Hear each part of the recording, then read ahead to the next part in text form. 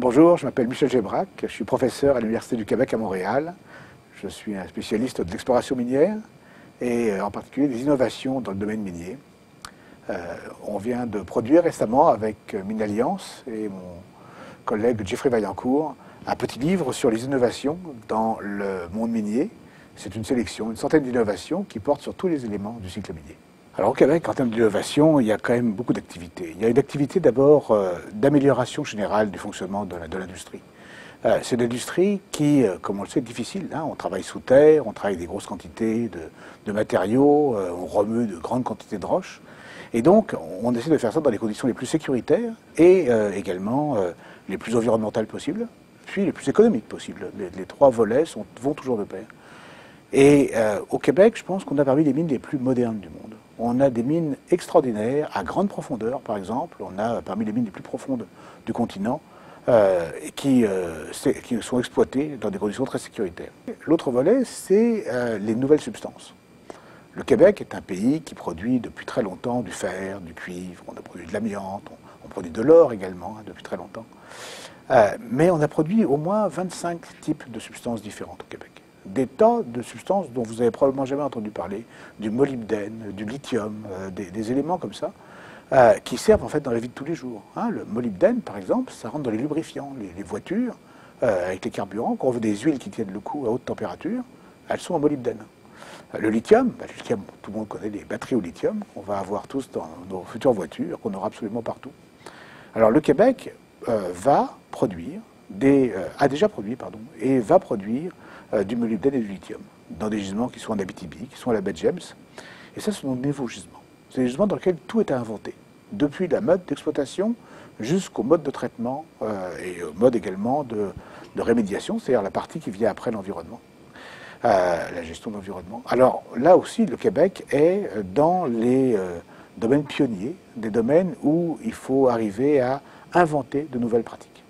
Et pour inventer de nouvelles pratiques, ce n'est pas seulement une invention technique, il y a derrière énormément de recherche qui se fait, parce que l'innovation, c'est l'ensemble. C'est depuis la recherche fondamentale, la recherche appliquée et la mise en application.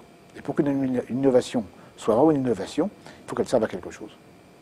Alors, comment se situe l'innovation minière par rapport à l'innovation dans d'autres domaines industriels? En fait, on souffre actuellement d'un défaut des statistiques. Quand on regarde les statistiques financières, les statistiques des gouvernements, quand on regarde l'innovation qui est faite par l'industrie minière, on trouve que ce n'est pas beaucoup. Ça représente moins d'1% du volume financier. Mais c'est parce que les statistiques, souvent, sont un petit peu faussées. On compte que la partie qui est dévolue à la recherche fondamentale. Or, il faut comprendre qu'en recherche minière, en exploration minière, il y a un très grand volet d'innovation qui est fait par les innovateurs, les gens qui font de l'exploration. Parce qu'ils vont dans de nouveaux terrains, ils cherchent de nouveaux types de gisements, et ça correspond à peu près à l'équivalent du développement d'un médicament.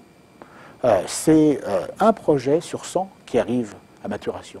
Donc ça veut dire que l'industrie va tester de très grandes quantités de projets pour arriver à avoir un projet minier. Et c'est un petit peu de la même manière que les pharmaceutiques testent un grand nombre de molécules pour arriver à un médicament. C'est à peu près la même statistique.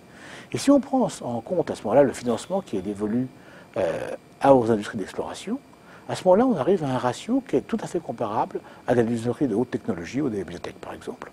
Donc, contrairement à l'image qu'on peut en avoir, qui est liée, entre autres, à des statistiques faussées, l'industrie minière est une industrie particulièrement innovante, et je crois qu'on le voit d'ailleurs par simplement les gens qui y travaillent.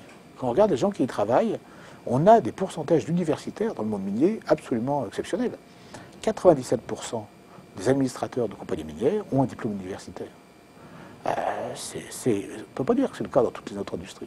Il y a beaucoup d'innovations minières qui sont ensuite été transférées dans la société. Ça, c'est parce que le monde minier, c'est un petit peu comme la Formule 1. Okay, c'est un domaine dans lequel on a des milieux difficiles et dans lequel il faut trouver des applications. Les gens ne le savent pas, mais la première loi environnementale du monde, ça a été développé à Almadén, une mine de mercure en Espagne. Parce que le mercure, c'est un polluant. Et évidemment, les gens qui étaient autour de la mine, ils voulaient être protégés. Et donc, les premières réglementations environnementales apparaissent dans le monde minier. Et on voit ça très souvent. On voit souvent, dès on cherche à avoir des produits de haute technologie pour répondre à des besoins réels, eh bien, le monde minier va être un monde expérimental. Je vais vous donner un exemple très simple. Les communications, on est tous au téléphone. Les communications, ça ne passe pas partout. Quand vous êtes au fond du métro, quand vous êtes au fond d'une cave, c'est pas facile. Eh bien, actuellement, sont développés dans les mines des modes de communication souterrains tout à fait développés, qui peuvent utiliser parfois le milieu solide, parfois pour transmettre les communications, qui vont permettre donc de téléphoner, de se parler, d'envoyer des messages, ça à travers des massifs rocheux. Alors, actuellement, c'est du développement, c'est en cours dans des mines qui sont à 500 000 mètres de profondeur, puis quand ça va être au point, il n'y a pas de mystère, ça va ensuite s'appliquer directement dans nos milieux. Et on aura besoin de ça, évidemment, pour avoir des communications dans des mondes plus complexes que les milieux où est-ce qu'on est actuellement.